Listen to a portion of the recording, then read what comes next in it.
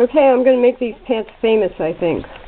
These are my Levi's jeans that I'm darning, and what you see here is what I've already done, just not too much straight stitching with the 1901 White family rotary.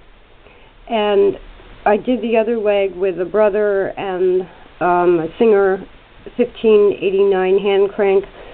Well, this is the 1891 White VS IIb that I'm now going to do some more darning with. Now, what I did was open up the leg seam. This is the first leg that I did, and there's a patch under there, so I had just done some basic two-direction stitching on this. It holds it together, but now I'm starting to make kind of a statement with these jeans because they're made in China, and Levi's used to be an American icon company, and Singer machines are made in China, and Brother is a Japanese company, but now they make things in China. And just as an aside, China backs North Korea, and there are 7,800 plus MIA soldiers, American soldiers, missing from the Korean War. So they're becoming a little bit of a political statement, if you can believe it. So I'm going to keep adding to these jeans in protest of companies that are backing North Korea in any way, instead of our soldiers coming home. So today we're using a couple of machines. I've got a 1959 Spartan set up with a feed dog cover plate and the StopX darning foot. I'm going to do some with that machine. But this is the 1891 White VS IIb. Now, Katie Farmer is writing a book, and when that book comes out, the VS machines are going to change their number designations, and this one will be a 4. I'm extremely used to calling it a VS IIb, so that's what I've been calling it. I'm still going to call it that. When her book comes out, maybe I'll change it, but I have so many videos and information on my machine that it's hard to just change everything in the middle. But anyway, so someone has posted a very smart comment on one of these videos, and I was using the hoop upside down. I had the fabric in the hoop with the hoop on the inside, and it left a ½ inch or so, however wide this is.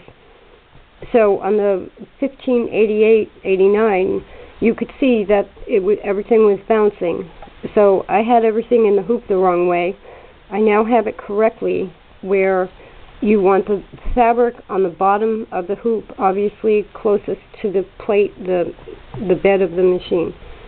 Now, to get the hoop underneath this presser bar, I not only had to remove the presser foot, I had to remove the needle.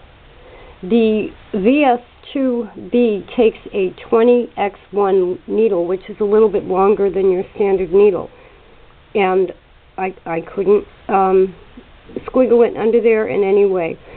So this is what I'm doing, and if you have an antique machine and you want to do darning, this is the better way to do it. Take off your presser foot, take off your needle, have the fabric in a hoop, have the seam open.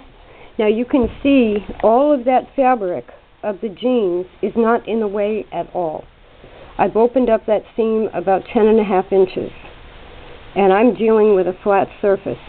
And I'm not going to cover the feed dogs, but over here on this particular machine, I'm going to change.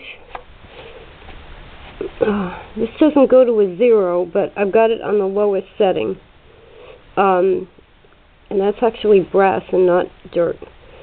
So I've got the stitches on the lowest setting. That's about all you can do. Now, I don't want to remove the feed dogs.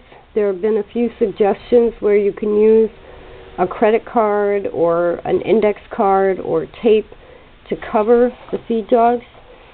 I'm just going to leave them the way they are, and I can lift this up just a bit and move the fabric and pretend the feed dogs aren't even there.